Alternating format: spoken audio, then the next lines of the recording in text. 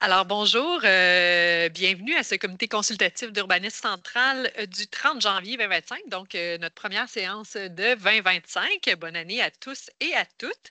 Aujourd'hui, simplement pour dire, on a un seul dossier en séance publique et le comité consultatif d'urbanisme central va agir surtout comme conseil local du patrimoine, car c'est un de nos rôles. Donc, c'est pourquoi nous avons avec nous aussi, en plus des membres habituels que je vais vous présenter, avec nous en ligne, Mme Nancy Robichaud, qui est présidente de la Commission de la culture et qui siège au comité local du patrimoine. On a un petit écho. Euh, donc, qui se joint à nous en titre de présidente. Mais je commence quand même Ouais. Je commence quand même par faire la présentation des membres réguliers. Je me présente, Geneviève Laroche, je suis présidente du comité consultatif d'urbanisme central. J'ai avec moi Mme Danielle Bertol, qui est présidente du comité consultatif d'urbanisme de l'arrondissement de Fleurimont. J'ai M. Claude Charon, qui est président du comité consultatif d'urbanisme de Lennoxville. Je vais dire CCU pour la suite. Nous avons aussi nos membres citoyens aujourd'hui qui sont avec nous. Donc, M. Chani Ménard, Monsieur David Lemelin, Frédéric Lemelin, excuse-moi. Monsieur David Lacoste, oui, je fais des mélanges, moi j'aime ça.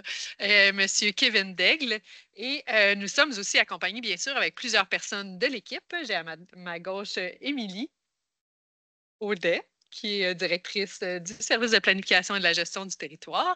Et nous avons aussi avec nous M. Jean-Christophe Rassette du cabinet de la mairie. Nous avons bien entendu M. Alexandre Roussel-Canuel, qui agit comme secrétaire du CCU central.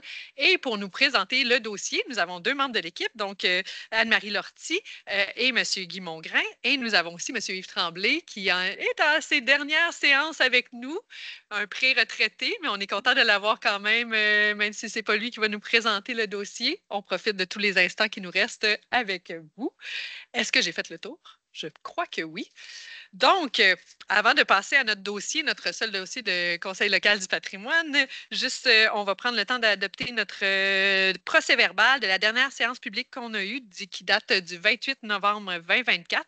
Donc, il s'agissait de dossiers aussi du Conseil local de patrimoine, c'est-à-dire qu'on avait, je pense que c'était les dossiers, là, c'est ma mémoire bonne, de Larry Queen, de l'Université Bishop, entre autres. Est-ce que le procès-verbal était conforme à nos discussions? Parfait. J'ai oublié de mentionner aussi que nous avons avec nous à distance Mme Fernanda Louz, qui est conseillère du district du dossier qui va nous être présenté aujourd'hui, donc qui est avec nous aussi en ligne. Bienvenue avec nous. C'est ce qui nous permettrait d'aller directement au dossier. Ah, j'ai pas adopté mon ordre du jour. Est-ce que ça vous convenait, l'ordre du jour? Excusez-moi, je suis un peu rouillée, c'est mon premier CCU de l'année. Oui, l'ordre du jour vous convenait avec le seul dossier. Voilà. Ce qui nous amènerait au dossier 6.1.1, notre demande d'autorisation de démolition complète 12, pour le 1254 rue McCrae, dans l'arrondissement des Nations, bien sûr. La demandeur est Jimmy Hamel pour le groupe Custo. Juste vous mentionner, donc ici, on n'est pas au comité de démolition, évidemment. Donc, le dossier devra passer en comité de démolition suivant l'avis du Conseil local du patrimoine. Nous avons à donner un avis seulement au niveau patrimonial. C'est ce qu'on va regarder surtout aujourd'hui parce que le dossier ensuite devra cheminer à la fois au comité de démolition et les projets de réutilisation du sol devront aussi suivre le parcours normal d'approbation de projet. Donc, ça vous va? Alors, je vous céderai la parole pour présenter le dossier. Certainement. Merci d'être là aujourd'hui, ce matin. Donc, on va regarder là, la demande qui a été déposée au mois de juin dernier pour démolir complètement le bâtiment principal à la propriété au 1254 rue McCrae sur le lot 6 638 518 là, dans l'arrondissement des Nations. L'habitation unifamiliale a été construite entre 1909 et 1910, puis elle est présentement inoccupée. Le bâtiment résidentiel compte parmi un des plus anciens de notre préinventaire architectural agricole de la ville et donc présente un immeuble d'intérêt. La valeur patrimoniale est identifiée comme faible, D, selon l'étude patrimoniale fournie par le demandeur, mais cependant, à la lumière des documents que nous avons à la ville puis des informations reçues, nous sommes d'avis plutôt que l'immeuble n'a pas de valeur patrimoniale, donc E. Voici le programme préliminaire de réutilisation du sol dégagé conforme qui nous a été soumis. Ça vise à construire une habitation multifamiliale de 18 logements sur 3 étages. Le projet suivrait le cadre bâti sur la rue Nicolas-Cheb, puis partagerait une entrée mitoyenne avec le bâtiment voisin sur le lot voisin, donc 6 138 519. Ce dernier lot-là est situé sur une portion de l'ancien lot de la propriété au 1254 rue McRae. On avait sur ce lot un bâtiment accessoire qui a été démoli, dont on ne connaît pas la valeur patrimoniale, mais il nous reste l'habitation au coin Nicolas Cheb et McRae. Donc, l'immeuble se situe ici vraiment à l'intersection des deux rues au plateau McRae. Gros projet là, de nouvelles habitations, juste à côté du plateau Saint-Joseph. En ce qui a trait de l'état physique de l'immeuble, on donne une valeur de B bonne. Donc, il y a certains travaux mineurs et localisés à faire, notamment les bardeaux qui seraient à faire, puis des travaux au niveau de la toiture. On voit un petit peu sur les photos ici, là, on voit des ombrages sur la toiture. On note aussi une note de D mauvaise pour la détérioration de la qualité de vie du voisinage. On note une rupture avec l'environnement parce que justement, on a un gros projet de développement d'habitation à proximité. Donc, la résidence sur la rue McRae, c'est vraiment la dernière comme telle. Le reste, c'est des constructions neuves ou vraiment récentes là, pour tout le voisinage. On n'a pas d'estimation de coût de restauration pour le dossier, notamment parce que, selon l'étude patrimoniale fournie, il y a certains éléments rénovés qui sont maintenant irréversibles.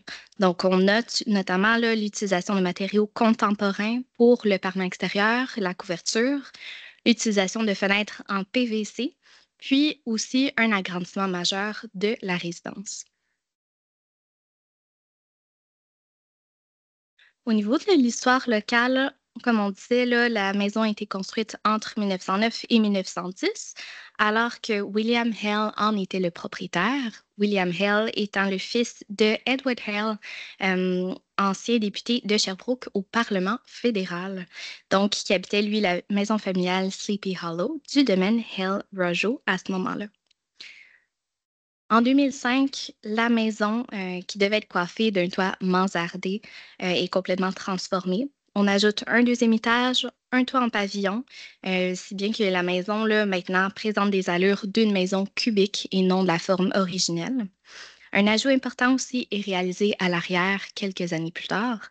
Donc, je sais que ce n'est pas nécessairement très clair, là, les photos aériennes, mais on voit déjà l'ombrage de la toiture entre les deux époques. En 1980, on voit vraiment une ligne droite versus en 2013. Oui, on voit cette ligne droite, mais on voit aussi un ombrage en triangle, donc qui indique la toiture en pavillon. Puis aussi, juste l'impact au sol, la trace au sol. La maison est un petit peu plus grande en 2013, puis on voit qu'il y a une petite prolongation qui se situe vers le haut. Maintenant, voici des photos de l'intérieur de la maison, donc le rez-de-chaussée au niveau de la cuisine, la salle à manger, le salon, la salle de bain, la salle familiale, puis les chambres à coucher à l'étage. On voit qu'il n'y a pas nécessairement des travaux de moissure, de structure, c'est plus des travaux de rénovation puis d'esthétique là, qui seraient à faire pour la résidence. Donc, en fonction des informations que nous avons puis que je vous ai partagées, considérant justement que la valeur patrimoniale est identifiée comme mauvaise selon l'étude patrimoniale fournie, mais que nos services ne donnent pas de valeur patrimoniale, donc E, que l'immeuble fait partie du pré-inventaire architectural agricole et a été construit entre 1909 et 1910, puis que le programme préliminaire de réutilisation du sol dégagé est conforme et propose 18 unités de logement dans le secteur, que le comité local du patrimoine recommande la démolition de l'immeuble. Avez-vous des questions? Merci beaucoup pour la présentation. Donc, bienvenue aussi à Mme Christelle Lefebvre qui se joint à nous, qui est aussi présidente du comité consultatif d'urbanisme de l'arrondissement Brompton, Roqueforest, Saint-Élie, Deauville. Donc, je vais prendre les questions. Je vois que Mme Louze a déjà une question, la conseillère du secteur. Allez-y, Mme Louze. Oui, merci. pour la présentation. C'était intéressant quand même de suivre un peu là, l'histoire de cette maison-là, parce que c'est vrai que quand on regarde, tu sais, M. Mongrain avait dit c'est en faux vieux. Puis, tu sais, quand on regarde, on a l'impression là, vraiment que c'est quelque chose de très ancien. Puis, je dirais même que, bien que c'est vrai là, qu'elle ne s'intègre pas vraiment dans le nouvel environnement, là, qui est plutôt nouveau, je dirais quand même que c'est un élément qui je ne vois pas comme quelque chose de dérangeant. Je pense que les voisinages se sont finalement habitués à ça, puis on dirait que ça créait quand même une certaine nostalgie là, de quand cette région-là, effectivement, était une région plutôt agricole, rurale. Toutefois, je comprends là, que la maison a été complètement dénaturée, fait qu'on ne pourrait pas justifier là, d'empêcher de la démolir. Mais ma question, c'est que là, on avait dit qu'il y a eu tous ces changements-là là, qui ont finalement dénaturé la maison, ont été faits en 2005. Alors là, moi, est-ce que je comprends qu'à l'époque, en 2005, on n'avait pas de dispositions réglementaires qui pourraient comme mieux encadrer les travaux dans une maison aussi ancienne? Oui, exactement. Donc, surtout en 2005, là, on demande justement des permis pour effectuer des réparations puis des travaux d'agrandissement, mais surtout que l'habitation fait partie du pré-inventaire architectural agricole. Il n'y avait pas de disposition nécessairement pour la protéger d'un tel permis. Oui, c'est ça qui est regrettable quand même, hein, si on parle que c'est quand même une des maisons les plus anciennes qu'on avait. Mais c'est correct, tant mieux. Là, maintenant, on a plus de règlements là, qui nous permettent de mieux protéger les patrimoines. Mais comme j'ai dit, le rendu là où on est aujourd'hui, je comprends qu'on on peut pas empêcher la démolition, puis c'est correct. Euh, Mon autre question, c'est que ce dossier-là, il était passé en comité consultatif d'urbanisme juste pour orientation, mais les projets qui nous avaient été présentés en CCU, ce n'était pas le projet qui est là dans le dossier. Est-ce que, euh, est-ce que je comprends que finalement, le projet qui sera développé, il va comme respecter les zonages actuels, puis ça va être ça, le 18 logements? C'est une très bonne question. C'est le plan conforme qui m'a été soumis pour le comité de démolition et le Conseil local du patrimoine. Après, s'il y a une modification à faire avec d'autres membres de mon équipe, je vais le valider. Mais dans tous les cas, ça me prend le plan conforme, un plan de réutilisation du sol conforme pour passer au comité de démolition, puis pour que la démolition soit approuvée. Ah, d'accord, parfait. Fait que si, quand il va passer au comité de démolition, si c'est le plan que vous avez, c'est lui qu'il va falloir respecter. Mhm, exact. D'accord. Puis là, si c'est ça, ben, ça ne va pas repasser au CCU parce que là, ça respecte le zonage et tout ça. Fait qu'il n'y en a pas vraiment de. OK. Je sais que ce n'est pas la place là, à se prononcer. Je voulais quand même juste mentionner, peut-être, si vous pouvez mentionner aux promoteurs euh, certains commentaires que le comité consultatif d'urbanisme à l'époque avait déjà mentionné. C'était plutôt par rapport aux places de stationnement extérieur, si c'est possible de diminuer un peu l'imperméabilisation du sol, puis d'avoir éventuellement plus de places de stationnement intérieur qui extérieur.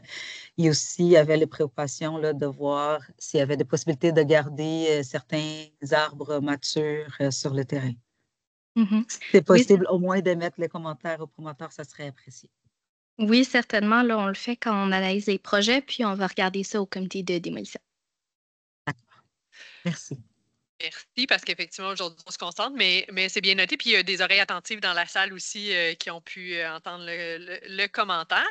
Moi, j'étais juste curieuse quand même par rapport à un commentaire de Mme Louz, parce qu'on dit que maintenant, il figure à l'inventaire, à notre inventaire, puis on dit qu'il est mieux protégé au niveau démolition, mais au niveau travaux, comment ça fonctionne? Est-ce qu'on a davantage de protection si jamais dans des immeubles qui figurent à notre inventaire, il y a des demandes de travaux sont effectués. Là, je voulais juste, je sais que je sors un petit peu du dossier, là, mais c'est une question quand même importante à avoir parce qu'on ne veut pas que ce genre de cas-là se reproduise. Dans ce cas-ci, c'est déjà fait, ça remonte à loin, mais est-ce que nos outils en ce moment sont suffisants?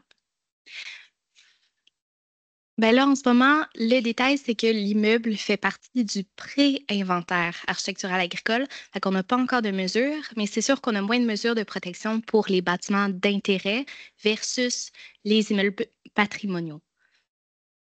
En complément d'information, il faut bien voir aussi qu'un bâtiment d'inventaire, ce n'est pas un statut de protection légale. C'est ça la différence. Au Québec, on peut classer des bâtiments, le gouvernement peut les classer, les municipalités peuvent citer. Ça, c'est des statuts de protection. Un bâtiment inventorié, l'aspect légal de ça, c'est que c'est assujetti au comité de démolition, au règlement d'entretien. Pour ce qui est des travaux, c'est plutôt dans les PIA que ça va se passer. Donc, si un immeuble comme celui-ci n'est pas dans un PIA, en 2005, fort probablement qu'on aurait autorisé son deuxième étage. C'est plus dans le futur, ça veut dire que si on veut que des bâtiments qui figurent dans notre pré-inventaire ou inventaire, éventuellement, c'est dans notre réglementation qu'il va jouer. Là, notre règlement de démolition, lui, on l'a renforcé, mais on n'a pas nécessairement assujetti ces immeubles-là à des PIA de manière automatique et c'est là qu'il faudra peut-être. Parfait. C'est bon. Je sors du dossier, mais je voulais juste être certaine. Oui. Oui, Alexandre. Et si je peux me permettre, il y a une définition aussi de qu'est-ce qu'on entend par démolition dans le règlement de démolition. Et puis, c'est pas nécessairement la démolition totale. Ça comprend pas les travaux de rénovation, de restauration, mais par exemple, ça peut comprendre le démantèlement de la structure, le dégarnissage des planchers, des murs, de la toiture. Fait qu'il y a certains travaux qui peuvent être compris comme une démolition partielle et qui est assujetti au règlement de démolition. Pas tous les travaux, par contre. Parfait. Mais comme là, une toiture, par exemple, ça aurait pu. OK. Merci beaucoup pour les précisions, même si on déborde un petit peu du dossier. Monsieur Daigle, vous aviez une question, commentaire. Oui. Mais en fait, je voulais peut-être juste pour les prochains dossiers, là, je sais que c'est loin, là, ça, puis on est tous d'accord qu'on va aller de l'avant avec la recommandation. Par contre, je voulais peut-être recadrer un des arguments qui est venu, qui était la rupture avec l'environnement. Je pense que si on recule un peu, quand on a adopté le plateau McCrae, on aurait peut-être dû penser intégrer ça dans l'environnement plutôt que se dire des années plus tard, ça ne fait plus dans le décor. Fait que, pour futur nous, là, c'est juste ça que je voulais souligner. Puis sinon, j'ai aussi noté, comme Mme Luce, là, les stationnements, si on peut les réduire parce qu'on en parle tout le temps, ça coûte cher des stationnements pour le promoteur. Fait que si on est capable d'en mettre moins, ça va être mieux. Puis je remarquais sur le plan aérien qu'il y avait autant de stationnements que de bâtiments sur le pied carré. Le footprint des deux. Fait qu'avoir un espace de vie, c'est toujours agréable sur le terrain. C'est tout. Merci. Puis ça, on pourra en reparler aussi au comité de démolition. Là, les membres qui sont avec moi, Mme Berthold est avec moi sur le comité de démolition, parfois Monsieur Charon. On aura ça en tête aussi au moment où on le reverra, le dossier, mais la note est faite aussi aux demandeurs. Donc oui, quand même intéressant aussi pour nous, en général, de se dire qu'il va falloir intégrer ce qui nous reste de patrimoine. Comme on veut densifier, il va falloir trouver des manières de l'intégrer pour que ça ne s'inscrive pas toujours en porte-à-faux avec ce qu'on fait de nouveau, mais bien qu'il y ait une harmonie qui se crée entre le nouveau et le patrimonial. Bon commentaire. Mais je comprends donc que tout le monde, vous partagez la recommandation du service. Je n'avais pas d'autres questions, commentaires. Ben, merci beaucoup. Donc, on peut aller de l'avant avec un avis favorable du Conseil local du patrimoine. Madame Robichaud, vous n'aviez pas d'éléments que vous souhaitiez mentionner? Ça va? Ça vous convient? Parfait. Ben, merci beaucoup. Ce n'est pas plus long que ça, cette première séance publique du comité consultatif d'urbanisme central. On se revoit au cours de l'année. Merci beaucoup d'avoir été là.